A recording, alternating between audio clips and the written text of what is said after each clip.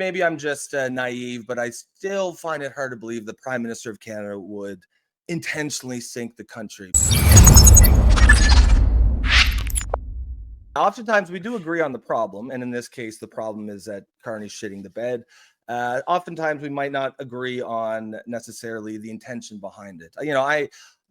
Maybe I'm just naive, but I still find it hard to believe the Prime Minister of Canada would intentionally sink the country. But to be fair, I do have eyes as well, and a brain, and it's getting harder and harder for me to hold on to this position because it's starting to become the only one that makes sense. But I assume then you think he's doing this intentionally and not just messing up, not just doing a bad job. He ran out of pawns, okay, because he was using the Liberal and Conservative Party through the WEF and the NDP. These were all aligned with the WEF. Singh was part of the Young Global Leaders. So that whole program, they used up, I think, what they thought were the expendable Canadians in the leadership roles. It just didn't work as well as they thought, so they brought in Daddy. You have to follow the WEF for years to understand this fully. And I love how you think he's a Canadian. He's not a Canadian. He's a globalist.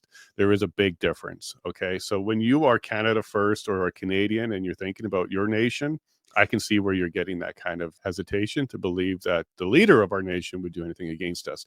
You have to understand he has a higher power. That's the globalist. So when you're on the globalist level, we are just a piece of the puzzle that he's trying to build.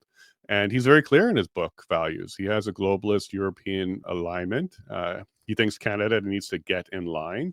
He doesn't think Canada is something that's separate and sovereign. He thinks us as basically the one that's not getting in line with the rest of Europe. And that's why he's dragging us kicking and screaming, because there's people like you out there that really believe Canada should be thinking about Canada first. That's why he's bringing us kicking and screaming. And in what he's doing, though, I want you to be very clear about this, Rob. He's going to shut down the kicking and screaming. So there's going to be censorship, so we can't scream, and people are going to be locked up that stands up. He already said he's going to use the Emergencies Act if anybody opposes him.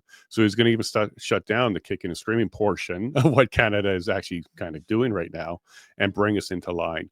So if you get out of there and you think globalist is his loyalty, and using Europe to bring Canada in to get the final pieces of the puzzle to go against anything else that will not align with him, which would be Russia, China, US at this stage, then you can start seeing more of the 4D chess that he's doing.